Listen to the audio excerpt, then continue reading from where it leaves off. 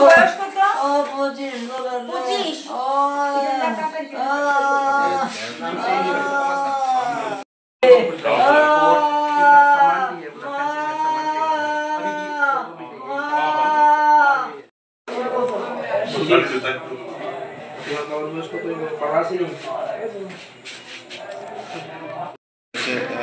সম্ভবত গুলি লেগেছে, সেভাবে জানতে চাইব কি।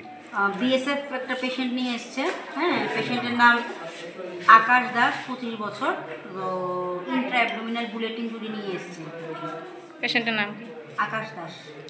এখন কি অবস্থা আছে ম্যাডাম? পেশেন্ট তো বুলেট ইনজুরি এসছে, ব্লিডিং হচ্ছে। তো আমরা ইমিডিয়েট যা যা করা দরকার, ব্লাড ট্রান্সফিউশন, অ্যান্টিবায়োটিক সব কিছু দিয়ে রেখেছি। সার্জন কল পাঠিয়েছি। হ্যাঁ, নেক্সট এখন পেশেন্টের অবস্থার উপর বেস করে পরবর্তী সিদ্ধান্ত। এই 25 বছর।